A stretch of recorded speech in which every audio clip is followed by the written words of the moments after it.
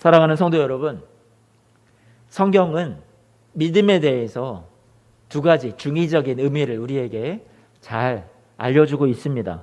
첫 번째로 우리가 믿음에 대해서 믿음이라는 말, 그 말이 무슨 의미지 생각을 해볼 때, 하나님의 구원이 저와 여러분들에게 은혜로 선물로 주어졌고, 그 하나님의 구원과 더불어서 믿음이라는 것도 우리에게 은혜요 또 선물로 주어졌다라는 것을 성경은 이야기를 합니다.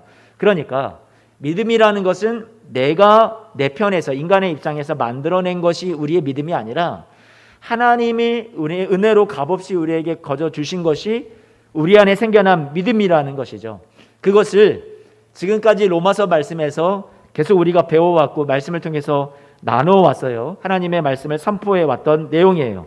동시에 믿음이라는 것은 또 다른 어떤 의미가 있냐면 하나님 앞에 반응하는 우리 인간의 입장에서의 우리의 표현이기도 합니다. 주로 히브리서 말씀에서 믿음의 조상들, 선진들의 이야기를 쭉 우리에게 들려주면서 그분들이 믿음으로 살아갔던 그들의 믿음의 이야기, 그러니 우리도 우리 인간의 편에서 하나님 앞에 믿음으로 반응하고 믿음으로 살아야 된다라는 우리의 책임에 대해서 교훈해주고 또 강조해주고 있기도 하지요.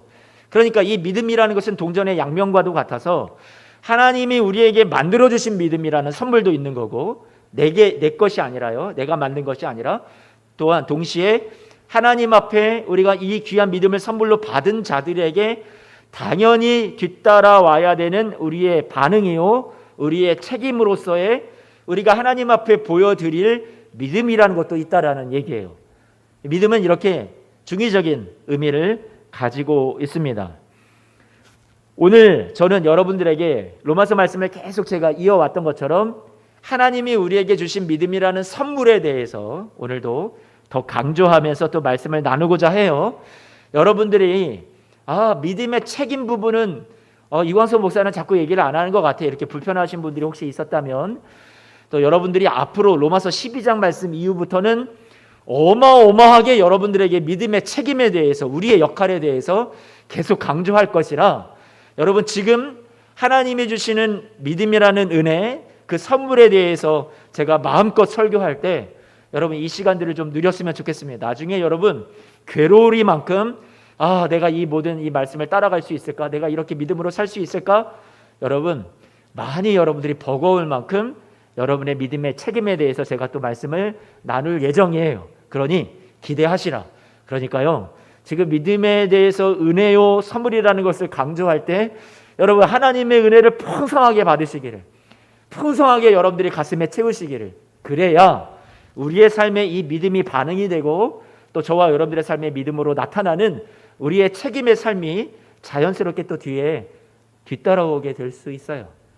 우리가 먼저 받는 것이 중요하겠죠. 그래서 지금까지 바울이 로마서 말씀을 통해서 우리에게 믿음은 선물로, 은혜로 주어진다라는 것을 우리는 계속 나누어 왔었는데, 바울이 에베소서 말씀에서도 강조해서 믿음은 선물이라고 말씀해 주었죠. 여러분 너무나도 잘 아는 말씀이잖아요. 에베소서 2장 8절 9절 같이 한번 눈으로 따라와 읽어주세요. 너희는 그 은혜에 의하여 믿음으로 말미암아 구원을 받았으니 이것은 너희에게서 난 것이 아니요 하나님의 무엇이라고요? 선물이라.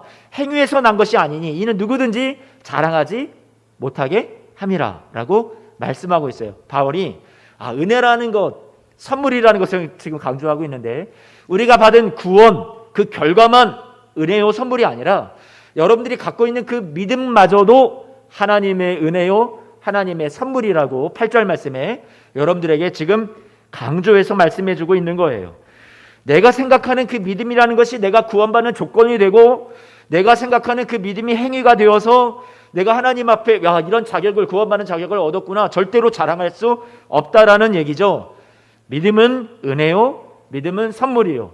내가 내 안에서 이 믿음을 갖는 데 있어서 어떤 원인도 어떤 이유도 내가 제공한 게 없다라는 것을 말씀해 주고 있는 거예요. 우리는 우리가 구원받은 것에 대해서 내가 믿어드린 거지, 그러니 내가 당연히 구원받은 거잖아, 그렇게 응당한 대가를 받는다고 절대로 생각할 수 없어요. 구원받는 조건으로서 내가 믿어드린 거야, 이렇게 우리가 말할 수 없다라는 얘기예요. 그 믿음마저도 하나님의 은혜요 선물이라는 것을 여러분 꼭 명심하시기를 바랍니다. 그래서 로마서 4장 말씀을 우리가 함께 나눌 때에 구원은 우리가 스스로 만들어낼 수 없다라는 것에 대해서 여러분들에게 강조했었는데 여러분 기억나시나요? 로마서 말씀을 잠깐만 우리가 돌아가서 복습을 해봤으면 좋겠는데 로마서 4장에서 구원은 우리가 스스로 만들어낸 것이 아니라는 것을 그 믿음이라고 하는 것마저도 우리 것이 아니라는 것을 입증하기 위해서 바울이 한 사람을 증인으로 내세웠는데 그 사람이 누구였어요? 아브라함이었어요. 그래서 우리가 생각하는 아브라함 믿음의 조상, 야 대단한 믿음이야 라고 했던 그 아브라함마저도 그 믿음이 아브라함 것이 아니라 하나님이 그 아브라함 안에 만들어주신 믿음이라는 이야기를 나누었단 말이에요. 아브라함에게서 하나님이 근거를 찾지 않으셨어요. 아브라함 안에서 이유를 찾지 않으셨어요. 아브라함 생애에 우리가 하나님께서 그 안에 하나님이 어떻게 아브라함의 믿음을 만들어 가셨는지 그 과정과 여정을 살펴보면 와 하나님이 하신 거구나. 아브라함이 믿음의 조상이 된 것은 전적으로 하나님이 만드신 거구나. 아브라함이 어떤 자격이 있고 공로가 있는 것이 아니구나라는 것을 우리는 알 수 있게 되죠. 아브라함에게 향한 하나님의 포기하지 않는 사랑과 긍휼과 은혜로 그 안에 믿음을 기어코 만들어내신 이야기가 아브라함의 이야기였어요. 우리가 할 수 없는 것을 하나님이 해내신 믿음의 이야기, 그 대표로 올림픽 대표가 아니라 세계 대표로 세상 모든 사람에게 너도 가능하다는 것을 알려주시기 위해서 세계 대표로 아브라함을 하나님께서 우리에게 본보기로 삼아주셨단 말이에요. 아브라함이 됐다면 너도 된단다. 너가 아무리 불순종하고 너가 아무리 죄가 많고 너가 아무리 못났어도 너 같은 자도 믿음의 조상처럼 믿음의 사람이 될 수 있어. 아브라함처럼 될 수 있어. 이 얘기를 하나님께서 우리에게 해주시는 거였죠. 그래서 로마서 4장 5절 말씀에 보면 이것이 아브라함이 가졌던 믿음, 그 의, 구원받는다라는 것이 아브라함께 아니라는 것을 다시 한번 강조해 주시죠. 뭐라고 강조해 주세요? 믿는 자에게 그 믿음을 의로 여겼다. 그러면 흔히 야 내가 믿었으니까 내가 의를 얻은 거야. 그게 아니래요. 뭐라고 말씀하냐면 바울은 아브라함이 자기가 만든 일이 아니라는 것을 안다라는 거예요. 일을 아니했잖아 아브라함이. 아브라함은 경건하지도 않았어. 그런데 자신에게 의롭다 하여 주신 것을 덥석 받아들였던 거야. 이 얘기를 지금 강조하는 거죠. 그랬더니 하나님이 그의 믿음을 의라고 인정해 주셨고 여겨 주셨다라는 거죠.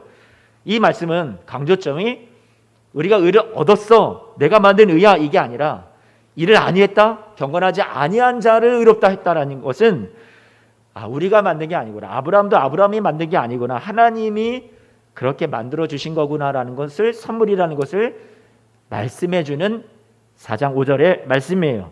아브라함은 알았어요. 자기가 얼마나 자격이 없는 자라는 것을.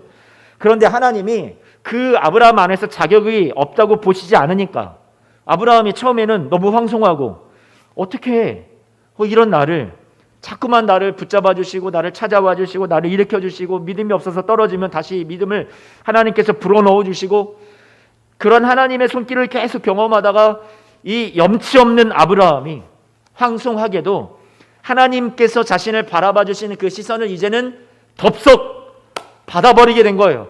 하나님이 나를 바라봐 주시는 그 시선 그대로 내가 받겠습니다. 내가 나 자신을 볼 때는 여전히 더럽고 정말로 볼품없고 자격 없는 모습뿐이지만 하나님이 나를 이렇게 의롭다고 여겨주시니 나에게 믿음이 있다고 여겨주시니 하나님이 바라봐 주시는 그 시선으로 나를 그대로 받겠습니다. 이게 아브라함의 안에 가졌던 그 믿음이었죠.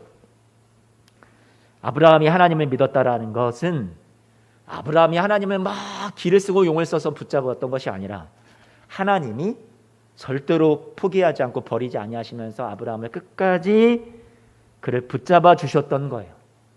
하나님께 붙들린 것이 아브라함의 인생이었어요. 저와 여러분들도 마찬가지예요. 하나님이 이 아브라함의 이야기를 상경해 주신 이유는 아브라함을 봐봐. 아브라함의 만들었던 믿음과 똑같이 아브라함을 내가 도와주었던 것처럼 아브라함을 내가 포기하지 않고 버리지 않았던 것처럼 내가 너에게도 동일하게 똑같이 역사할 거야. 그래서 아브라함의 이야기가 있는 거예요. 그 증거로서 기록해 주신 거죠. 하나님이 아브라함을 통해서 우리에게 말씀해 주시는 것은 내가 너의 인생에도 뛰어들어갈 거야. 아브라함을 봐봐. 아브라함의 인생이 곧 너의 인생이 될 거라는 것을 나는 말해주고 싶어. 그게 하나님의 마음이에요. 우리가 받은 구원에 이르게 되는 것도 그 믿음이라는 것, 하나님께서 내 안에 다 주신 것이라는 사실을 우리가 받아들여야 된다는 거죠.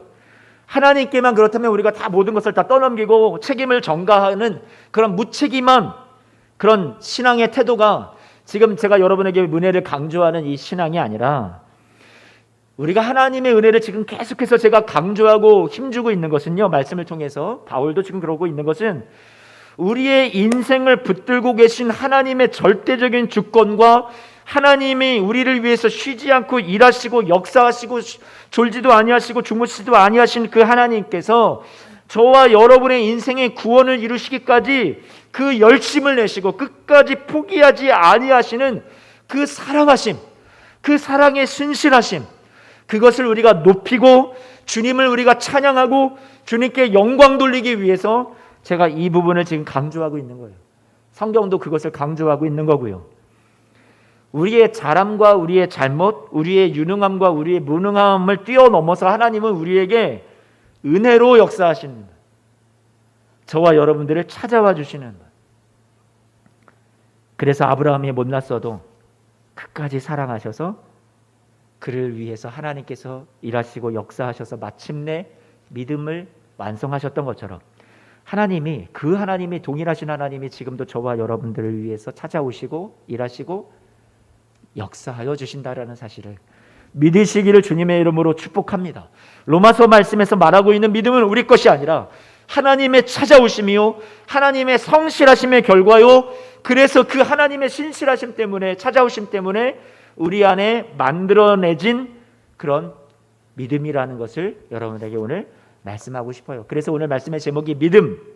그것은 말씀 제목 한 번만 띄워주세요. 믿음은 무엇이라고요? 하나님의 찾아오심이라고요. 그것이 오늘 말씀의 제목이에요. 믿음은 우리가 생각할 때 내가 하나님을 찾아가는 것인가? 길을 쓰고 용을 써도 내가 하나님 앞에 다다를 수가 없구나. 하나님이 원하시는 믿음의 수준에 이를 수 없어. 그렇게 절망하고 포기할 우리의 인생이 아니라, 믿음은 우리 안에 가지고 있는 이 믿음조차도 하나님이 우리 안에 찾아오셔서 여러분 안에 만들어내신 하나님의 사랑 이야기라는 것을 오늘 우리가 꼭 믿었으면 좋겠어요. 아브라함이 그의 나이 100살에 이삭을 낳았어요.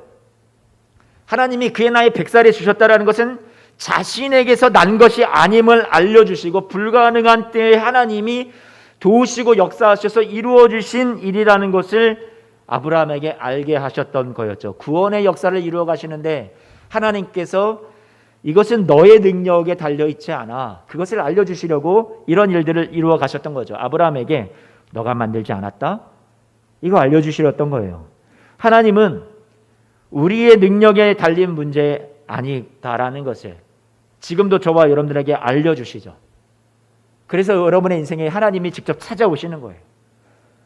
우리에게 건강이 없어요. 우리에게 물질이 없어요. 우리에게 능력이 없어요. 우리는 아직도 믿음이 없는 것 같아요. 우리는 내가 교회는 다니지만 그만한 예수님을 믿는 데 있어서 인격과 성숙이 내가 뒷받침이 못 돼주고 있어요. 그래서 우리는 좌절해요. 내가 복을 받지 못한 인생이구나. 그런데 하나님이 여러분에게 뭐라고 말씀하시냐면, 난 너에게서 그런 능력을 찾지 않는다라고 말씀하십니다. 너가 만들어낼 수 있는 것이 아니야. 너 안에서 찾는 것이 아니라 내가 너 인생을 찾아 들어가서 내가 너 안에서 내 일을 할 거야. 그게 하나님의 말씀의 메시지예요. 그래서 내가 너를 복이 되게 할 거야. 그래서 내가 너를 구원의 완성이 되게 하고 구원을 이루는 통로, 축복의 통로가 되게 할 거야. 너는 그런 존재야. 내 사랑으로 내가 너의 인생에 뛰어들어가서 내가 너에게 이루고자 하는 선한 일들을 반드시 이루어내고야 말 거야. 그것이 하나님이 우리에게 주시는 메시지예요. 지난 시간 로마서 말씀을 통해서 나누었던 말씀 한 번 더 또 복습할까요? 로마서 1장 17절 말씀인데요. 뭐라고 말씀하고 있어요? 복음에는 하나님의 의가 나타나서, 우리가 길을 쓰고 용을 써서 만들어내는 우리의 의가 나를 구원하는 게 아니라 하나님의 의가 나타나서 여러분들을 구원하는 거예요. 우리는 의라고는 눈꼽만큼도 찾아볼 수 없는 쇳덩어리인데 하나님의 의가 나타나 주신 거죠. 하나님의 의가 불쑥 내 삶에 나타나서 끼어드신 거예요. 그 하나님의 의는 예수 그리스도신데요. 우리의 삶이 그래서 어떻게 되는 거예요? 나는 자격과 공로 없는데 예수 그리스도가 나의 자격과 의와 공로가 되어주셔서 여러분들 믿음으로 믿음에 이르게 해주신다라고 말씀하고 있잖아요. 믿음으로 믿음에 이르게 해준다. 여러분 기억나세요? 기억나세요? 믿음. 앞에 믿음은 무슨 믿음이에요? 내 믿음이에요? 내가 처음 시작한 믿음. 이만큼 작게 시작한 믿음이 나중에 큰 믿음에 이르게 된다 이 말이에요. 앞에 믿음은 하나님의 믿음이에요. 뒤에 믿음은 내가 하나님의 믿음을 선물로 은혜로 자격 없는데 엄청 받은 나로서 하나님 앞에 마땅히 반응으로 열매로 뒤따라오는 자연스러운 우리의 삶의 반응으로서의 믿음이 뒤의 믿음이에요. 그러니 앞에 믿음이라는 단어는 피스티스, 헬라어로 피스티스, 충성이라는 말로 번역할 수 있어요. 신실함, 변하지 않음. 그러니 앞에 하나님이 우리에게 믿음을 주셨다라는 것은 여러분들을 하나님이 황송하게도, 제가 그런 황송이라는 표현을 썼죠. 하나님이 황송하게도 나에게 이깟 못난 나에게 충성을 다하시는, 성실하세요, 신실하세요, 변함이 없으세요, 처음부터 끝까지 동일하세요. 그 사랑으로 우리를 떠나지 아니하시고 포기하지 아니하시고 끝까지 우리를 위해서 충성스럽게도 주님께서 우리를 사랑해 주시는 거예요. 그게 앞에 나온 믿음이에요. 그 하나님의 충성스러운 사랑과 신실하심이 우리를 어디에 이르게 해요? 그 믿음이 우리로 하여금 우리도 하나님 앞에서 믿음으로 살도록, 우리도 하나님 앞에 변덕스럽지 않은, 우리도 신실한, 하나님 앞에 우리도 충성스러운 믿음으로 살도록 우리를 그렇게 만들어 주신다라는 거예요. 그러니까 여러분, 믿음이라는 것은 내 믿음이에요? 내 거예요? 아니요. 하나님의 믿음이 저와 여러분 안에 들어와서 우리 안에서 일하시고 역사하셔서 하나님이 시작하신 믿음이에요. 하나님의 믿음이에요. 사랑하는 성도 여러분, 로마서 말씀은, 복음은 하나님의 믿음, 하나님의 신실함에 대한 이야기예요. 여러분을 향한. 로마서는 그 하나님의 일하심을 그리고 있는 책이에요. 무한하게도 변함없게도 이 하나님의 신실하심은 저와 여러분의 실패의 자리, 연약의 자리, 배반과 무너짐의 모든 우리가 하나님 앞에 나는 이래서 안 될 것 같은, 나는 복받을 자격이 없을 것 같은 그런 모든 상황과 그런 모든 경우까지도 반드시 하나님은 찾아오셔서 저와 여러분을 거기서 끄집어내시고 저와 여러분들을 온전히 하나님의 사랑으로 우리를 이끄셔서 우리의 구원이 완성되도록, 정말로 하나님이 원하시는 그 믿음, 우리도 하나님 앞에 신실한 그 믿음에 이르도록 하나님께서 우리의 삶에 선한 삶의 결말이 이루어지도록 우리를 끌고 가시는 것이 하나님의 사랑이고 하나님의 저와 여러분들을 향한 믿음이고 신실하심이라는 거죠. 그거를 복음이라고 하는 거예요. 그래서 나 같은 죄인도 됩니까?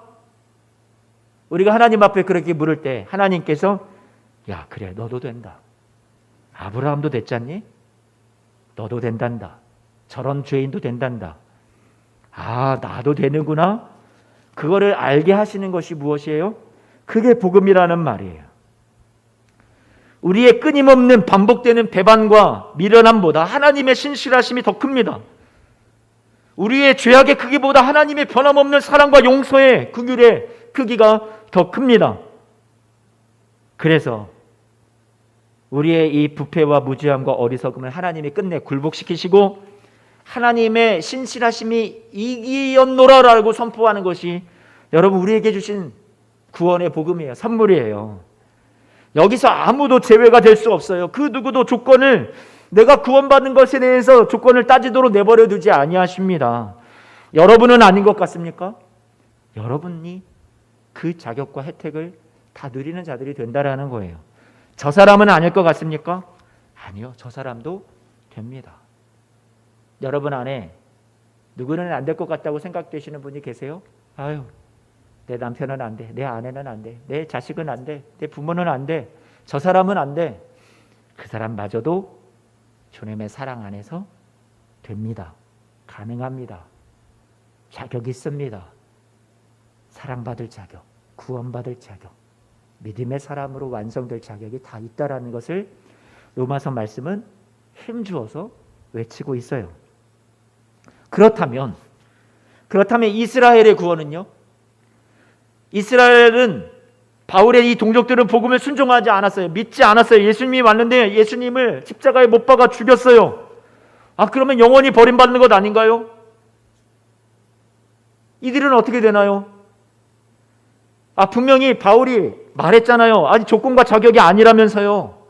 그렇다면 이들은 다시 이들에게도 기회를 주셔야 되는 것 아닌가요, 하나님이?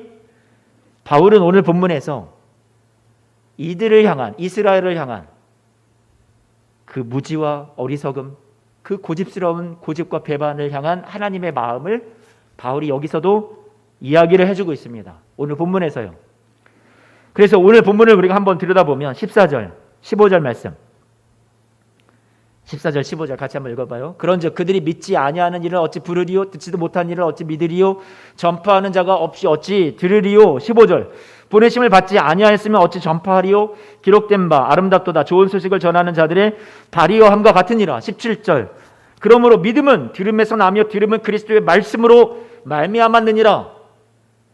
믿음이라는 것은 내 사랑하는 동족들이요, 내가 열심을 내고 내가 믿음을 막 만들어내어서 그 도달할 수 없는 그 하나님의 의를 내가 이룰 수 없는데 그렇게 어렵게 하나님 앞에 나아가려고 하지 마십시오.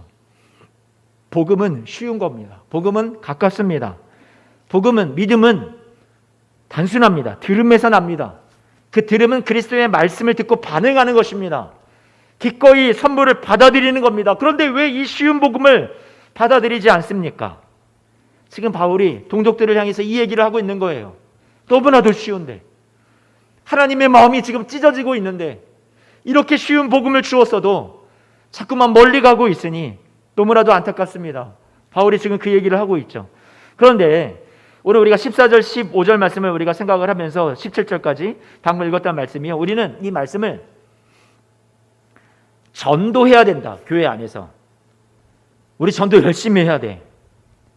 전도에 대한 사명과 우리가 어떤 전도에 대한 동기부여를 해주는 말씀으로 이 말씀을 우리가 받기도 해요. 그렇게 우리가 이 말씀을 적용할 수 있는 부분이 있어요. 분명히 있어요. 그런데요, 무엇보다도 바울이 지금 이 얘기를 꺼낸 이유는 우리 열심히 전도합시다 이 얘기가 아니에요. 우리가 갖는 이 믿음이라는 것은 나로부터 내 안에 있는 조건과 자격을 내가 만들어내는 거로부터 나오지 않습니다. 지금 그 얘기를 하는 거예요. 17절 말씀을 한 번만 더 띄워주실래요? 우리의 믿음은 들려져서 믿게 된다라는 거예요. 그리스도의 말씀이 들려졌기 때문에 거기에 반응하는 자들에게 생겨나는 것이 믿음이라는 거예요. 다시 말해, 우리의 믿음은 내부적으로 내 안에서 내가 만들어내는 것이 아니라 밖으로부터 외부에서 들려와지는 것, 들려와졌다라는 것은 하나님이 배후에서 누군가의 기도, 누군가의 눈물, 누군가의 땀, 누군가의 수고, 누군가의 섬김, 누군가의 희생, 누군가의 아름다운 발걸음, 그 발걸음을 통해서 15절 말씀 한 번만 더 띄워주세요.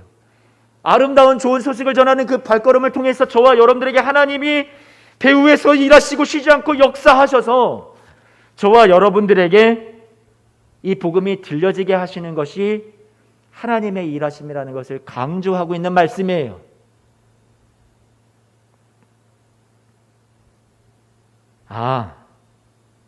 복음은 내 안에서 내가 만들어내는 것이 아니라 이 말씀을 들은 이스라엘이 돌아오기를 원했죠. 외부로부터, 밖으로부터 다 만들어진 것을 나에게 하나님이 또 도우시고 손길 속에 역사하셔서 나에게 그것이 들려지게 할 때 내가 그것을 덥석 자격 없지만 염치 없지만 받으면 되는 거구나. 지금 그 얘기를 하려고 이 말씀을 전하고 있는 거예요. 우리 안에 없다라는 것을 알려주기 위해서. 구원이라는 것은 내 안에 생겨난 그 믿음이라는 것 또한 구원받는 조건과 자격 내 것이 아니라 구원의 처음부터 끝까지 믿음을 내 안에 심어주시는 것도 다 하나님께서 이루어 가시는 주권적인 역사라는 거예요. 들려주시는 복음, 그것이 하나님의 일하심이라는 거죠. 이렇게 쉽고 간단하고 명확한 복음, 그런데 이스라엘 사람들이 받아들이지를 않습니다. 그래서 바울이 하나님의 그 설득에 대해서 18절 말씀부터 이렇게 설득하고 있어요. 뭐라고 설득하고 있어요? 18절 한번 여러분 눈으로 따라와 읽어주세요. 너희가 안 들었다고 말할 수 없어. 자신의 동족들에게 너희들은 분명히 들었단다. 하나님이 너희들 돌아오게 하려고 온 땅에 그 소리를 퍼지게 했고 말씀을 땅 끝까지 다 이르도록 하나님께서 그렇게 다 퍼뜨리셨어. 어떻게 핑계할 수 있어? 이 하나님의 열심을 19절 이방인들이 돌아오는 것을 보면 혹시나 내 새끼 돌아오진 않을까 시기가 나서 야 저들도 구원받았대. 그럼 우리가 하나님의 자녀들인데 우리들도 마땅히 하나님 앞에 구원받아야 되는 것 아니야? 시기가 나서 그러면 너희가 돌아올까 싶어서 하나님께서 이방인의 구원도 하나님께서 허락하셨다라는 거예요. 그런데도 돌아오지 않더구나. 그래서 20절 말씀에 뭐라고 말씀하시냐면 바울이 이렇게 말하죠. 나를 찾지도 아니하는 자들에게 하나님이 찾은 바 되었고 하나님은 나에게 묻지도 않고 다가오지도 않은 자들에게 내가 나타났다. 하나님의 은혜의 크기를 말하는 거예요. 바울이 지금 이 얘기를 강조하는 건 하나님이 말이야. 저런 이방인들 하나님을 찾지도 않고 원수였고 하나님 앞에 스스로 묻지도 아니했던 그들에게 하나님이 먼저 나타나 주셨다라는 것은 하나님의 은혜의 크기가 우리의 상상을 초월한다. 우리의 자격을 뛰어넘는다.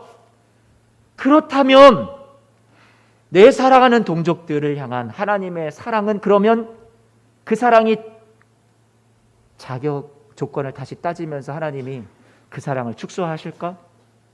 다시 이 동족을 향해서 하나님께서 막 잣대를 들이대면서 너는 절대로 구원받을 수 없어 하고 당신의 사랑하는 택함받았던 이스라엘 백성들 바울의 동족들을 하나님은 완전히 버리실까?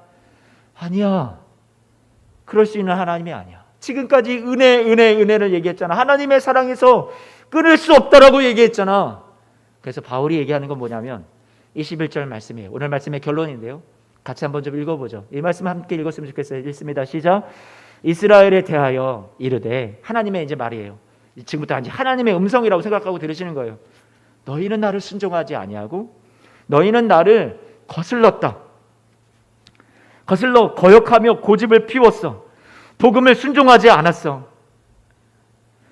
하나님께서 저 복음에 대해서 무지했던 자들, 하나님에 대해서 관심 없던 자들에게도 구원이 갔다라는 것은 그런 무지한 자들에게도 은혜가 성립된다면 이 이스라엘에게도 은혜가 성립될 것이다. 그런 기대와 소망을 가지고 지금 21절 말씀을 말씀하면서 그래 하나님의 사랑은 우리 이스라엘 향해서 이랬어 라고 얘기하는 거예요. 그것은 무엇이에요?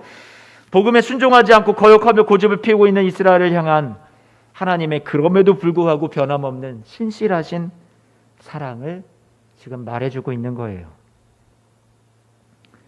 순종하지 아니하는 이스라엘에게 하나님을 거슬러 거역하고 있는 백성에게 하나님이 뭐라고 말씀하세요? 그럼 내가 어떻게 하겠느냐? 내가 다 버릴까 갔다가? 아니. 뭐라고 말씀하세요? 21절 한 번만 더 띄워주실래요? 내가 종일 내 손을 벌리고 있노라. 지금 하나님의 마음을 바울이 대신 전하고 있는 거예요.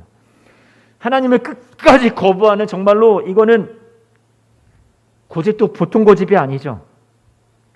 이제는 포기할 만해요. 그런데 하나님은 제발 이 쉬운 복음 받아들였으면 좋겠구나 하고 두 팔을 벌려서 주님께서 우리를 이스라엘 백성들을 기다려주시고 계시다라는 것. 종일이라는 말은 여러분 쉬지 않고 날마다 계속적으로 이런 뜻이겠죠.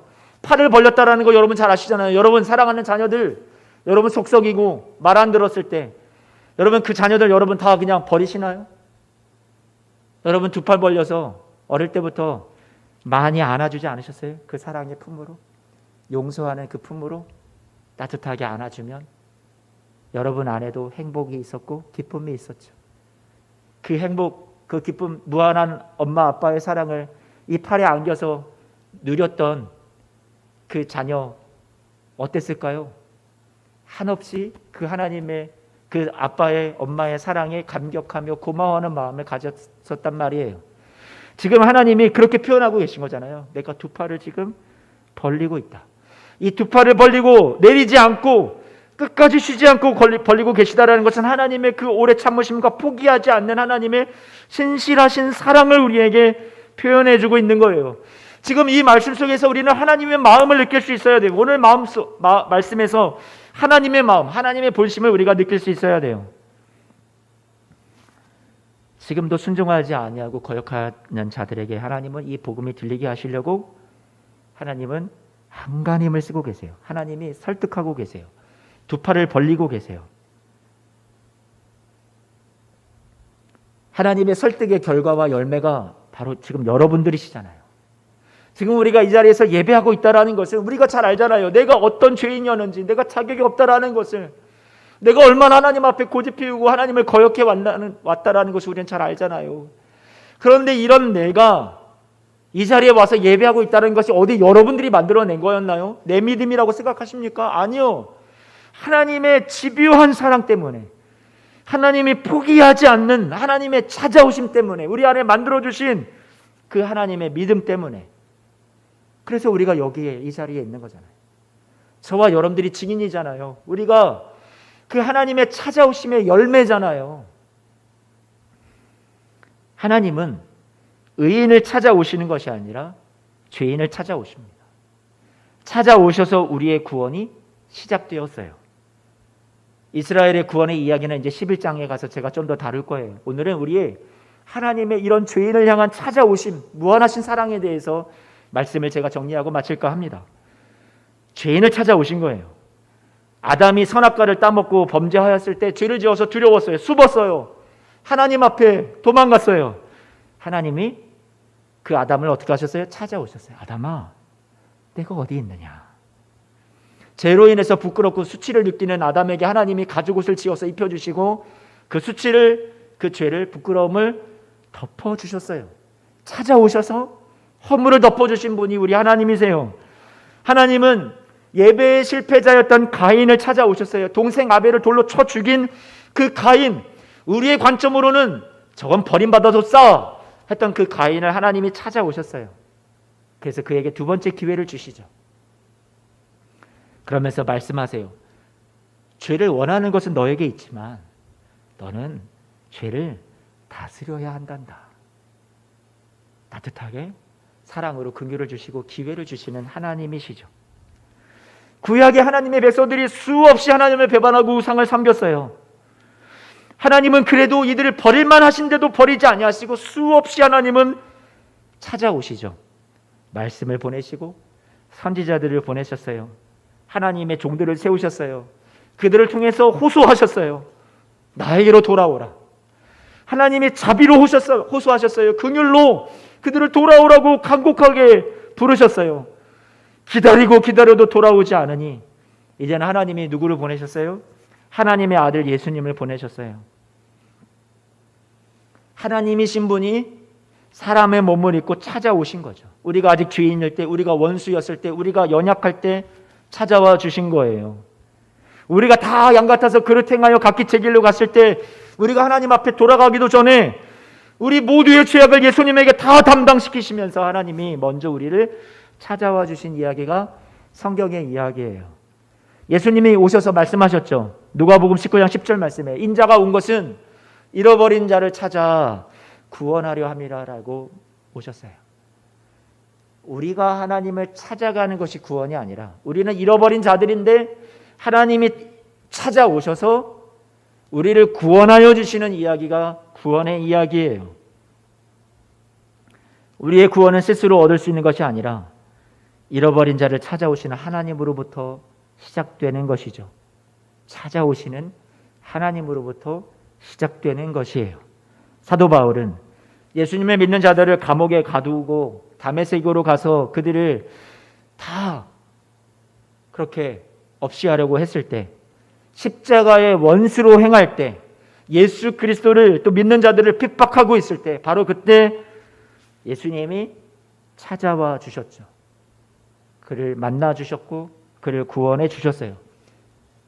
바울은 알아요. 내가 내 열심으로 구원받지 못했다라는 것을, 그렇게 열심을 냈었는데 그게 아니라 일방적으로 자신은 죄의 길을 행하고 있었는데 찾아와 주신 하나님의 은혜를 경험했던 바울이에요. 그러니 지금 자신의 동족들을 바라보면서 저들이 예수를 믿지 않고 거부하여 너무나도 마음이 아프지만 또한 한편으로는 저들을 향한 하나님의 찾아오심도 하나님의 은혜가 아직 끝나지 않고 하나님이 그들 안에 행하실 일을 기대하고 소망하고 있다는 것이 바울의 생각이었어요. 오늘의 저와 여러분들이 있기까지 하나님이 우리를 찾아와 주셨다라는 것, 날 찾아와 주셨다라는 것을 여러분 꼭 기억하시기를 바랍니다. 내가 그 하나님을 믿고 내가 먼저 하나님을 찾은 게 아니라요, 하나님이 우리의 인생의 낮은 자리까지 낮아지시고 찾아오셔서 우리를 위해서 죽으시기까지 우리의 구원을 이루어 주시고 우리 안에 믿음을 심어 주시고 우리를 설득하시는 분이 하나님이시죠. 우리에게 복음이 들려지게 하신 분도 하나님이시죠. 너 듣거나 말거나 그냥 안 들어도 돼. 그냥 포기하고 싶어. 하나님이 그렇게 하셔도 사실 우리는 주님 앞에 뭐라 할 말이 없어요. 그래도 마땅한 분이세요.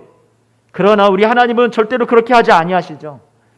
모든 것보다 높으신 뛰어나신 분이 친히 인간이 되셔서 죄인이 되시기까지 우리를 우리의 죄인의 자리에서, 낮아진 자리에서 우리를 높은 자리로, 영광의 자리로, 승리의 자리로, 의의 자리로 우리를 이끌어 주시는 분이 우리 하나님이세요. 찾아오시는 하나님. 그러므로 우리의 믿음은 하나님의 찾아오심에서 시작되고 또 하나님의 성실하심, 포기하여 버리지 아니하시는 그 은혜로운 사랑으로 말미암아 끝까지 완성될 줄로 믿습니다. 저와 여러분의 인생에 하나님께서 베푸신 이 놀라운 믿음과 구원의 일을 우리가 생각할 때 우리의 구원에 대한 부분만 하나님께서 이렇게 이루어 주시는 것이 아니라 저와 여러분의 인생의 모든 순간도 우리를 찾아와 주시는 하나님이시라면 여러분의 인생에 남모르는 눈물을 흘리고 있을 때, 내가 질병으로 인해서, 내 몸의 약함으로 인해서 힘겹게 하루하루를 버티고 있을 때, 내 인생에 그 누구도 찾아와 주지 않는 것 같은 그 외로움과 그 인생의 바닥이라 할지라도, 그 여러분의 인생의 마구간이라 할지라도 그곳에 우리 주님은 반드시 찾아오셔서 함께 낮아지시고 함께 고통받으시며 함께 울며 함께 공감하시며 함께 세상 끝날까지 동행해 주실 줄로 믿습니다. 그래서 우리의 삶에 하나님의 신실하심이 이기고 승리할 때까지 저와 여러분들을 도우시기에 하나님은 쉬지 아니하시는 역사하시는 하나님이신 줄로 믿습니다. 그래서 두려움과 아픔 속에서 탄식하는 우리 성도 여러분, 하나님 지금 어디 계실까요? 여러분 지금 부르짖고 계실 때 하나님 절대로 외면하지 아니하시고요, 지금 여러분 삶에 찾아와 주신 줄로 믿습니다. 우리 곁에 함께 해주시는 줄로 믿어요. 오늘도 두 팔을 벌려 여러분을 안아주실 거예요. 여러분의 실패의 자리에서, 나의 죄악의 많음과 나의 못남과 연약함의 자리에서 주님께서 여러분을 뿌리치지 아니하시고 두 팔 벌려 안아주시면서 그 따뜻한 사랑으로 여러분을 녹여내 여러분을 믿음의 사람으로 만들어 가실 줄로 믿습니다. 여러분을 하나님 앞에 구원받기에 합당한 의의 자녀로서 하나님 앞에 영광의 찬송이 될 수 있도록 여러분을 그렇게 세워주실 줄로 믿습니다.